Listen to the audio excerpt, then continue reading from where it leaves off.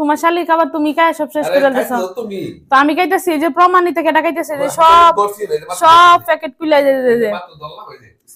এই যে।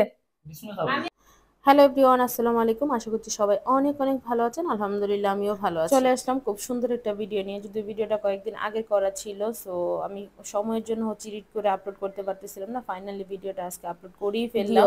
প্রিয় মানুষটা ফাল্গুনের ভালোবাসা দিতে চলে এসেছে আমার কাছে। এই যে দেখেন আমার হাতে আমার প্রিয় সেই ফুল, আমার সেই ভালোবাসার মানুষটা সেই ফুলগুলো নিয়ে আসছে এবং নিয়ে আসছে আমার পছন্দের অনেক। এবার নিশ্চয়ই আপনাদের মনে প্রশ্ন যাচ্ছে, আমার সেই প্রিয় মানুষটি কে যে আমাকে এত ভালোবাসার এই ফাল্গুনে চলে এসছে আমার কাছে ফাল্গুনের ভালোবাসা নিয়ে। হ্যাঁ, অবশ্যই আজকে আমি সব বলবো আমার সেই ভালোবাসার মানুষটার কথা, কে আমাকে এত ভালোবাসে ফাল্গুনে, আমার জন্য ফাল্গুনের শুভেচ্ছা নিয়ে আমার কাছে চলে আসছে। ধৈর্য সহকারে ভিডিওটা অবশ্যই দেখতে থাকুন। ভিউয়ার্স, জীবনে চলার পথে কোথায় যে কার সাথে কখন আপন সম্পর্ক গড়ে উঠে বলা যায় না। আর অনেক আপন মানুষগুলো সময়ের ব্যবধানে অনেক দূরে চলে যায়। যে মানুষগুলোকে ভাবতাম যে আমার কোনো কাজে ওদের ছাড়া হবে না বা ওরাও আমাকে ছাড়া হয়তো বা কিছুই বোঝে না, দেখলাম তারা দিব্যি খুব ভালো চলতেছে এবং তাদের প্রত্যেকটা কাজ খুব সুন্দরভাবেই চলছে। যদিও বা একটা সময় প্রত্যেকটা কাজে আমাকেই দরকার ছিল, এখন আর আমাকে দরকার হয় না, তারা তাদের মধ্যে চলতে পারে। আমার সেই সম্পর্কে একটু অভিযোগ নেই।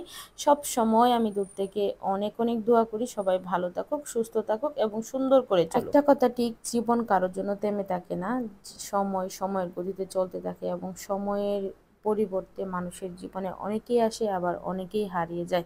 অনেক প্রিয় মানুষগুলোও দূরে সরে যায়, হঠাৎ করে কেউ এসে মনের মধ্যে খুব আপন করে জায়গা করে নেয়। ঠিক তেমনি আমার জীবনেও এমন কিছু মানুষ এত দূর থেকে এসে এত আপন হয়ে গেছে, মনের ভিতরে জায়গা করে নিছে যে আপন মানুষগুলাকেও যে আপন মানুষগুলাকে এত ভালোবাসছি, এত কাছে টেনে নিয়েছিলাম, সেই আপন মানুষগুলা দুঃখ দিতে একটুও ছাড় দেয় নাই। অথচ এখন যারা এত ভালোবাসা দিচ্ছে তাদের জন্য আমি তেমন কিছুই করি না। বারবার ধন্যবাদ দিয়ে আমি ফেসবুককে কৃতজ্ঞতা জানাই। আমি ফেসবুকের কাছে জীবনটা কি বদলে দিল আর এত এত প্রিয় মানুষ দিয়ে দিল। দেখেন আমার বোন চলে আসছে বাসায় আর কত কিছু নিয়ে আসছে আমাদের জন্য। যদিও বোনের কাছে আসলে এত কিছু আনতে হয় না, বোনের কাছে আসলে এমনিতেই শান্তি লাগে। বোন মানেই তো একটা শান্তির জায়গা, ভালোবাসার জায়গা, স্বস্তির জায়গা। আর আমার সেই বোনটা হলো আপনাদের সবার প্রিয় নাহিদা আপু। সত্যি ও খুব ভালো মনের মানুষ, একটা খুব ভালোবাসতে জানে, আগলে রাখতে জানে। নাহিদা বাসায় আসলে ভীষণ আনন্দ করি আমরা, প্রত্যেকটা মুহূর্ত